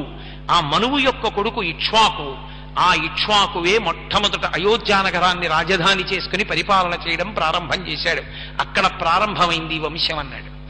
అని ఆ ఇక్ష్వాకువు యొక్క కొడుకు కుక్షి, ఆ కుక్షి యొక్క కుమారుడు వికుక్షి, ఆ వికుక్షి యొక్క కుమారుడు బాణుడు, బాణుని యొక్క కుమారుడు అనరణ్యుడు, ఆ అనరణ్యుని యొక్క కుమారుడు పృథువు, ఆ పృథువు యొక్క కుమారుడు త్రిశంకువు, ఆ త్రిశంకువు యొక్క కుమారుడు దుందుమారుడు, దుందుమారుని యొక్క కుమారుడు మాంధాత, మాంధాత యొక్క కుమారుడు సుసంధి, ఆ సుసంధి యొక్క కుమారుడు ధ్రువసంధి, ప్రసేనజిత్ అని ఇద్దరు కుమారులు. మళ్ళీ ఆ ధ్రువసంధి యొక్క కుమారుడు భరతుడు, భరతుని యొక్క కుమారుడు అసితుడు, అసితుని యొక్క కుమారుడు సగరుడు, సగరుని యొక్క కుమారుడు అసమంజసుడు, అసమంజసుని యొక్క కుమారుడు అంశుమంతుడు, అంశుమంతుని కుమారుడు భగీరథుడు, భగీరథుని కుమారుడు దిలీపుడు, ఆ దిలీపుని యొక్క కుమారుడు భగీరథుడు, భగీరథుని యొక్క కుమారుడు కాకుత్సువు, ఆ కకుత్సువు యొక్క కుమారుడు రఘువు, రఘువు యొక్క కుమారుడు ప్రవర్ధనుడు, ఆ ప్రవర్ధను యొక్క కుమారుడు శంఖనుడు, శంఖనుని యొక్క కుమారుడు సుదర్శనుడు, సుదర్శనుని యొక్క కుమారుడు అగ్నితేజుడు, అగ్నితేజుని యొక్క కుమారుడు మరువు, మరువు యొక్క కుమారుడు అగ్నితేజుడు శీఘ్రగుడు, ఆ శీఘ్రగుని యొక్క కుమారుడు మహానుభావుడైనటువంటి పశ్రుషుకుడు, ఆ పశ్రుషుకుని యొక్క కుమారుడు అంబరీషుడు, అంబరీషుని యొక్క కుమారుడు మహానుభావుడైన నహుషుడు, నహుషుని యొక్క కుమారుడు యయాతి, యయాతి యొక్క కుమారుడు నాభాగుడు, నాభాగుని యొక్క కుమారుడు అజుడు, అజుని యొక్క కుమారుడు దశరథుడు, ఆ దశరథుని కుమారులే రామలక్ష్మణుడు. ఇంత వంశాన్ని చెప్పాడు వశిష్ఠుడు బాలకాండలో. ఇంత వంశం చెప్పి ఇంకా నేను సమయం సరిపోదని విడిచిపెట్టేస్తున్నాను. ఇందులో ఒక్కొక్క మహారాజు యొక్క గొప్పతనాన్ని చెప్పాడు. చెప్పి ఒక్కొక్కరు ఎంత గొప్పవాళ్ళో, ఎన్నెన్ని గొప్ప పనులు చేశారో అటువంటి వంశం. అటువంటి వంశంలో దశరథ మహారాజు గారి యొక్క కుమారుడు రామలక్ష్మణులు. వీళ్ళిద్దరికే విశ్వామిత్రుడు ఇక్కడికి యజ్ఞం చూడడం కోసం తీసుకొచ్చాడు. అందులో రామచంద్రమూర్తికే మీ అమ్మాయిని సీతమ్మని ఇవ్వాలని నిర్ణయం చేస్తున్నాం, ఉభయ వంశాలు సరిపోతాయి, మా వైపు నుంచి ఇది చరిత్ర అన్నాడు. శతానందుడు జనక మహారాజు గారి యొక్క వంశాన్ని చెప్పడం ప్రారంభించాడు. మిమి, ఆ మిమి యొక్క కుమారుడు, ఆ నిమి యొక్క కుమారుడు ఆ మిథిలా నగరాన్నంతటినీ నిర్మాణం చేసినటువంటి మిథి అనబడేటటువంటి చక్రవర్తి. ఆ మిథి యొక్క కుమారుడు ఈ ఉపరివసువు, ఆ వసువు యొక్క కుమారుడు సుకేతువు, సుకేతుని యొక్క కుమారుడు నందివర్ధనుడు, నందివర్ధనుని యొక్క కుమారుడు బృహద్రథుడు, బృహద్రథుని యొక్క కుమారుడు దేవరాతుడు. అలా వంశాన్ని తీసుకొచ్చి ఆఖరికి మహానుభావుడైనటువంటి ఆ మహారోముడు, మహారోముని కుమారుడు స్వర్ణరోముడు, స్వర్ణరోముని కుమారుడు హ్రస్వరోముడు, హ్రస్వరోముని కుమారుడు జనకుడు, ఆ జనకుని యొక్క తమ్ముడు కుశధ్వజుడు, ఆ జనకుడు కుశధ్వజుడు, జనకుని యొక్క కుమార్తె సీత, ఆయన యొక్క వేరొక కుమార్తె మాండవి, ఆ లక్ష్మణుని యొక్క ఇల్లాలు. అలాగే అవతల పక్కన ఆయన యొక్క తమ్ముడైనటువంటి కుశధ్వజుని యొక్క కుమారులు మాండవి, శృతకీర్తి అని నిర్ణయం చేస్తే అప్పుడు వశిష్ఠ మహర్షి ఒక ప్రతిపాదన చేశారు. జనక మహారాజు గారి యొక్క కుమారులైనటువంటి ఈ జనక మహారాజు గారి యొక్క కుమార్తెలైనటువంటి వాళ్ళు ఇద్దరినీ కూడా దశరథ మహారాజు గారి యొక్క కుమారులైనటువంటి రామలక్ష్మణులకిచ్చి వివాహం చేద్దామని. అక్కడికి నిశ్చయమైనటువంటి వివాహం కేవలం రామలక్ష్మణులదే. అప్పుడు విశ్వామిత్రుడు జోక్యం చేసుకుని ఆయన అన్నాడు, భరతస్య కుమారస్య శత్రుఘ్నస్య చ ధీమతః వరయామస్సుతే రాజన్ తయోరద్ధే మహాత్మనోహో అన్నాడు. మహానుభావ, నీకు తమ్ముడు కుశధ్వజుడున్నాడు, సాంకాస్యం అనేటటువంటి నగరాన్ని పరిపాలిస్తున్నాడు. పరమ సంతోషంతో జనక మహారాజు గారు కబురు చేశాడు. కబురు చేస్తే ఆ కుశధ్వజుడు కూడా గబగబా బయలుదేరి వచ్చాడు. అది అన్నదమ్ముల ప్రేమ అంటే. ఆ కుశధ్వజునికి ఇద్దరు కుమార్తెలున్నారు, మాండవి, శృతకీర్తి. మాండవి, శృతకీర్తుల్ని భరత శత్రుఘ్నులకిద్దాం. జనక మహారాజు గారి యొక్క కుమార్తెలైన సీత, ఊర్మిళ వాళ్ళిద్దరినీ రామలక్ష్మణులకిద్దాం. కాబట్టి నీ తమ్ముడి కుమార్తెల్ని కూడా దశరథ మహారాజు గారి యొక్క మిగిలిన ఇద్దరు కుమారులకు ఇవ్వవలసింది అని అపేక్షించాడు. తప్పకుండా ఇచ్చి అలాగే వివాహం చేద్దామన్నారు. ఎప్పుడు వివాహం చేయాలి? ఉండవలసినటువంటి మహాపురుషులందరూ అక్కడే ఉన్నారు. వశిష్ఠో వామదేవశ్చ జాబాలి రథకాశ్యప కాత్యాయన సుయజ్ఞశ్చ గౌతమో విజయస్తథ, విశ్వామిత్రుడు, శతానందుడు, ఇంతమంది మహర్షులు ఉన్నారు. వాళ్ళందరూ చూసి ముహూర్త నిర్ణయం చేశారు. సంతానకారకమైనటువంటి ఉత్తరా నక్షత్రం ప్రకాశిస్తుండగా ఈ సీతారామ కళ్యాణం జరగాలి అని నిర్ణయం చేశారు. రానే వచ్చింది. అబ్బో మహర్షి ఆ మంగళ ద్రవ్యాల్ని వర్ణిస్తారు. ఆ పేలాలు, ఆ యజ్ఞకుండం, అక్కడ ఉన్నటువంటి అక్షతలు, ఆవు పాలు, ఆవు పెరుగు, ఆవు నెయ్యి, దర్భలు, ఇవి కనపడితే చాలు ప్రదక్షిణం చేసి వెళ్ళాలి. అంత పరమ పవిత్రమైనటువంటి పదార్థములతో అగ్నిగుండంలో హోమం చేస్తున్నాడు వశిష్ఠుడు. సరే, ముహూర్త సమయం ఆసన్నమైంది. సీతమ్మ తల్లిని ఊర్మిళని తీసుకుని జనక మహారాజు గారు వచ్చాడు. మాండవిని శృతకీర్తిని చూసుకుని కుశధ్వజుడు వచ్చాడు. ఆ జనక మహారాజు గారు సీతమ్మ తల్లి యొక్క చెయ్యి పట్టుకుని రామచంద్రమూర్తి దగ్గరికి వచ్చారు. ఆ రోజులలో త్రేతాయుగంలో ఇక్ష్వాకు వంశంలో ఒక ఆచారం, అత్తగారులు పెళ్లికి వచ్చేవారు కాదు. అందుకే దశరథ మహారాజు గారి భార్యలు కౌసల్య, సుమిత్ర, కైకేయి ఆ వివాహ ఘట్టానికి రాలేదు. ఒక్క దశరథ మహారాజు గారే ఉండడానికి కారణం అది. జనక మహారాజు గారు సీతమ్మ తల్లి చెయ్యి పట్టుకుని, ఇయం సీత మమ సుత సహధర్మచరీతవ ప్రతీచ్ఛచైనాం భద్రం తే పాణిం గృహ్ణీష్వ పాణిన పతివ్రత మహాభాగ ఛాయేవానుగత సదా అంటాడు. అది సీతారామ కళ్యాణానికి ఉన్న గొప్పతనం. ఆ మాట ఎవరు చెప్తున్నాడో, ఆ శ్లోకం ఎవడు చెప్తున్నాడో వాడే సీతమ్మని కన్యాదానం చేస్తున్నాడు.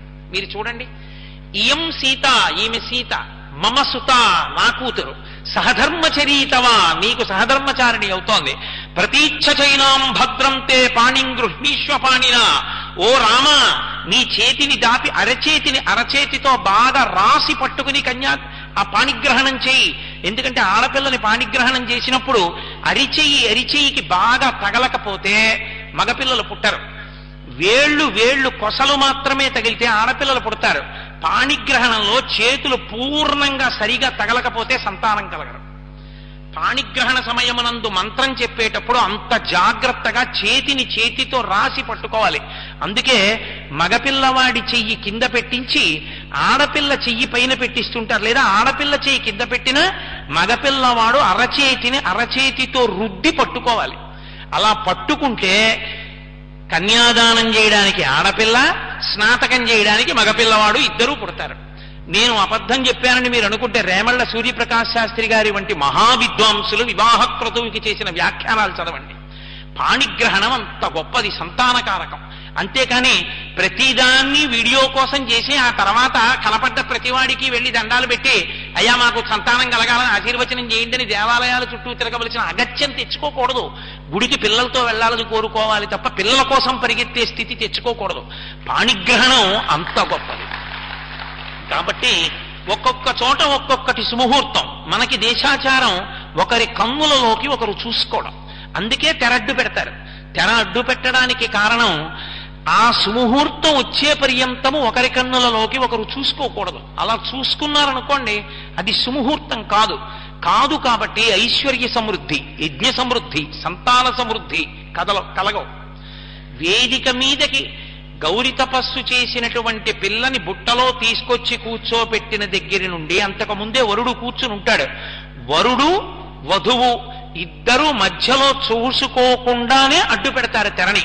అందుకే తెర ప్రతివాడు వచ్చి పట్టుకోకూడదు. ప్రతి చేతకాని వాడు చెప్పులేసుకుని వేదిక మీదకి ఎక్కేయడమే. అక్కడే మంగళసూత్రానికి సర్వమంగళాదేవతని ఆవాహన చేసి కొబ్బరి బొండం మీద పెట్టి పూజ చేస్తుంటారు. తగుదునమ్మా అని నీకు మోకాళ్ళు వంగపోతే కింద కుర్చీ వేసుకుని చెప్పులేసుకుని ఓ పెట్టెట్టుకుని అక్కడ కూర్చుంటారు. ఇక అమ్మ నాయనో, ఈ రోజుల్లో కర్ణుడు సహజ కవచ కుండలాలతో పుట్టినట్టు ప్రతివాడికి సెల్లై. ఆ పెళ్లి చూడడానికి ఎందుకు ఎడతాడో ఎవరికీ తెలియదు. ప్రతివాడు అదట్టుకు నించుంటాడు వేదిక చుట్టూ. ఇక చూసేవాడెవడు అసలు? ఆ పెళ్లి ఎందుకు వెళ్ళినట్టు ఏమీ ఉండదు. అసలు నిజానికి ఆ తెర ఎవ్వరూ ముట్టుకోకూడదు. కన్యాదాత అన్నిటికన్నా జాగ్రత్త తీసుకోవలసిందేదో తెలుసా? ఆ మధ్యలో పట్టుకునే తెర. నేను అబద్ధం చెప్పాననుకుంటే వివాహ మంత్రాలకి వ్యాఖ్యానం చదవండి. ఆ దాని మీద ఏ ఒక్క అక్షరం వ్రాయకూడదు. కొబ్బరి బొండాలకి ముళ్ళు గుచ్చడం, నురగలు కొట్టుకుంటూ ఉండడం, పిచ్చి పిచ్చి కాగితపు ముద్దలన్నీ తీసుకొచ్చి తల మీద పోసుకోవడం ఎంత అమంగళకరమైన విషయం అది. ఏనుగు స్నానం చేసి దుమ్ము పోసుకున్నట్టు వివాహంలో యజ్ఞో మే కామ సమృద్ధితాం పశో మే కామ సమృద్ధ్యతాం అని చెప్తుంటే అవన్నీ మీద పోసుకోవడమా? పోసుకుంటే పువ్వులు పోసుకో, అక్షతలు పోసుకో, మంగళద్రవ్యాలు పోసుకోవాలి. అంతేకాని అడ్డమైనవి తీసుకొచ్చి నెత్తి మీద పోసుకోవడం ఏంటి అసహ్యంగా, పక్కన పురోహితులు ఉండగా, పెద్దలు కూర్చుని ఉండగాను. కాబట్టి తెర మీద ఏమీ ఉండకూడదు, ఒక్క స్వస్తిక్ మార్క్ ఒక్కటే ఉండాలి. ఆ స్వస్తిక్ మార్క్ ఉంది అంటే అర్థం ఏమిటో తెలుసా? అది లక్ష్మీదేవి యొక్క పాదముల యందు ఉంటుంది. భవిష్యోత్తర పురాణంలో నారద మహర్షి అంటారు, లక్ష్మీదేవి గురించి చెప్తూ, పాదౌతే స్వస్తికాయుతౌ అంటారు. అమ్మవారి పాదములలో స్వస్తిక్ ముద్ర ఉంటుంది. ఆ స్వస్తిక్ ముద్రతో కూడిన తెర ఉంటే ఆడపిల్ల తలెత్తినా అదే కనపడాలి, మగపిల్లవాడు తలెత్తినా అదే కనపడాలి, కూర్చున్న వాళ్ళకి అదే కనపడాలి, వేదిక మీద ఉన్నటువంటి పురోహితులకి అదే కనపడాలి. తెర దిగిపోయే వరకు స్వస్తిక్ తప్ప ఇంకా ఏదీ కనపడకూడదు. స్వస్తిక్ మార్కుకి అంత గొప్పతనం అందుకొచ్చింది. అది పరదేవత పాదములలో ఉండే శోభనప్రదమైన మంగళప్రదమైన ముద్ర. అంతేకాని అడ్డమైన కవిత్వాలు తీసుకొచ్చి ఆ తెర మీద రాయడం, ప్రతి పనికి మాలిన వాడు వచ్చి తెర పట్టుకోవడం, కాసేపు దింపేస్తుండడం, కాసేపు ఎత్తుతుండడం, అందుకు కాదు ఆ తెర.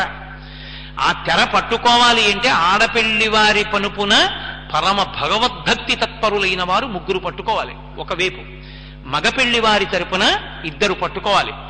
ఆడపెళ్లి వారి తరపున కన్యాదాత అడుగుతాడు మగపెళ్లి వారిని, మీ పనుపున తెర పట్టుకునే వాళ్ళు ఎవరని అడుగుతాడు.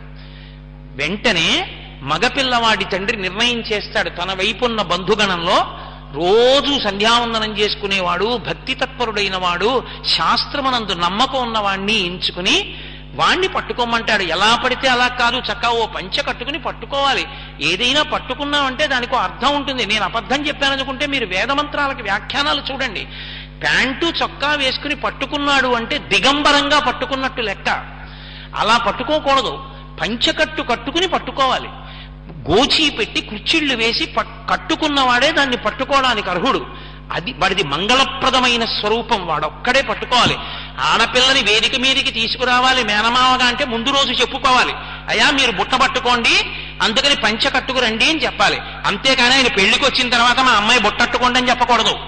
ఆయన ప్యాంట్ వేసుకు రావచ్చు తెలియక, అప్పుడు బుట్టట్టుకోండి నువ్వు అడగనుకూడదు, నువ్వు అడిగినా ఆయన పట్టుకోనుకూడదు. పంచ కట్టుకుంటేనే బుట్ట పట్టుకోవాలి. ఎందుకంటే ఆమె పద్మమునందు కూర్చున్న లక్ష్మి, లక్ష్మీ స్వరూపమైనటువంటి దాన్ని వైదికమైన దుస్తులతోనే పట్టుకుని తీసుకురావాలి. ఆడపిల్లని నడిపించి తీసుకెళ్లరు, ఆమె లక్ష్మీ స్వరూప కనుక. ఒక పని చేశామంటే శాస్త్రం అంత జాగ్రత్తగా విధించింది. శాస్త్రము మీద మర్యాదతో చేయాలి తప్ప ఎలా పడితే అలా చేయకూడదు. ఆయన దేశ విదేశాల్లో చదువుకుని వచ్చాడు, కత్తి పట్టుకుని 4 వీధుల కూడల్లో నించోబెట్టి సెగ్గడ్డ కోసేయగలడు. అయినా ఆపరేషన్ థియేటర్లోకి వెళ్ళి ప్యాంటు చొక్కా విప్పి ఆ డ్రెస్ కోడ్కి సంబంధించినటువంటి దుస్తులు వేసుకుని పైన కూడా గుడ్డతో ఉన్న టోపీ పెట్టుకుని చేతులు శుభ్రంగా కడుక్కుని గ్లోవ్స్ వేసుకుని ఆయన ఎందుకు సెగ్గడ్డ కోస్తున్నాడు? ఆయన వృత్తి మీద ఆయన నిబద్ధత, అంత జాగ్రత్తగా కోస్తున్నాడు.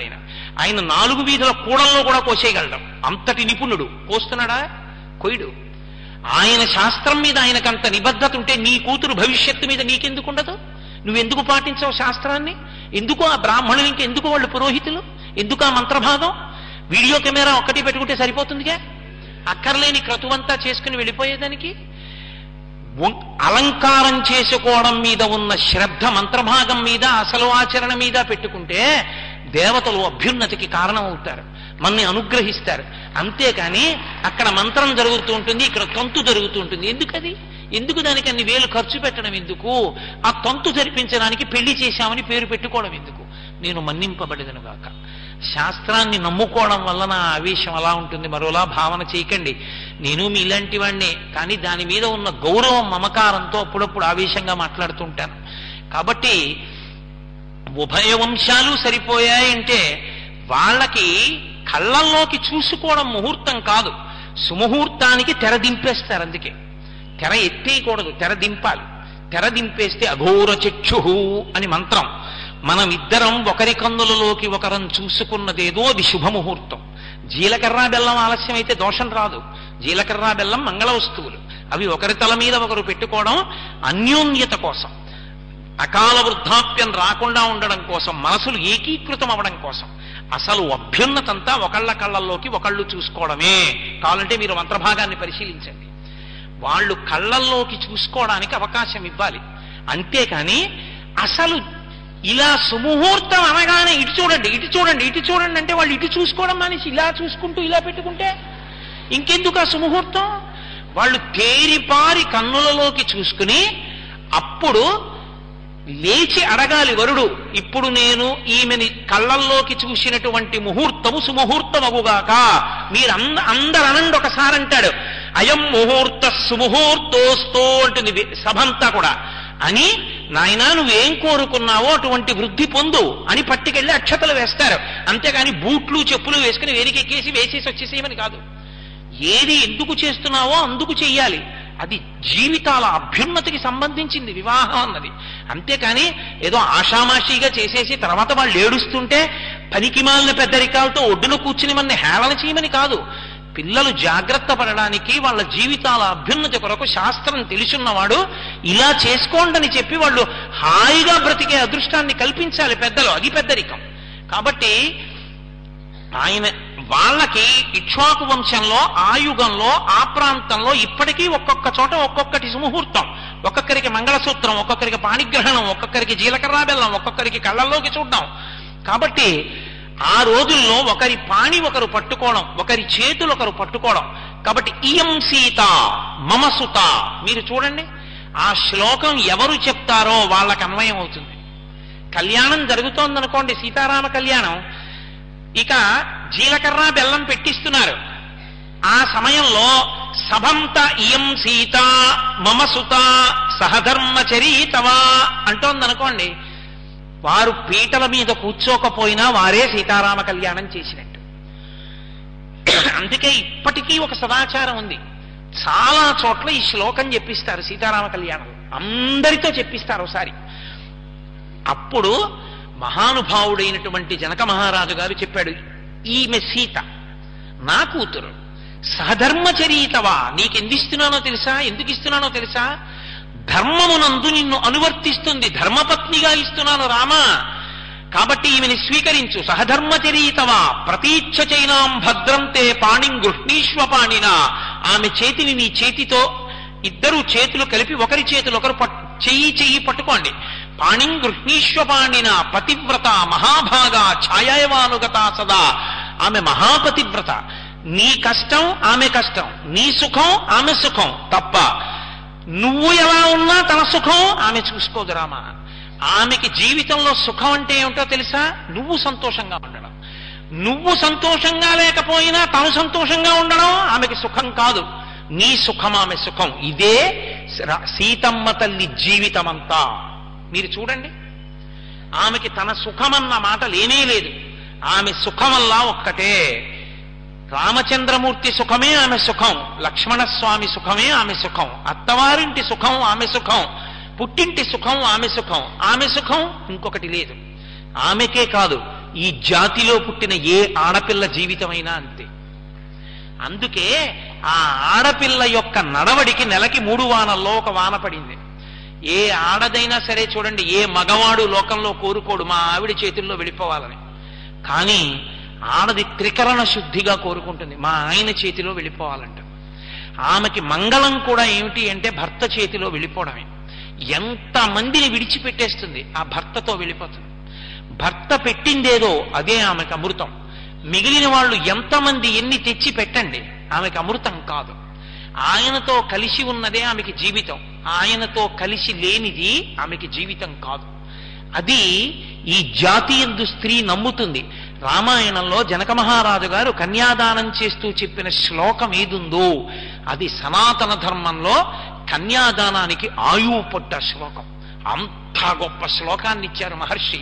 అని సహధర్మచరీతవా ప్రతీచ్ఛ చైనాం భద్రం తే పాణిం గృహ్ణీష్వ పాణిన పతివ్రత మహాభాగా ఛాయేవానుగతా సదా అన్నారు. నిన్ను నీడ ఎలా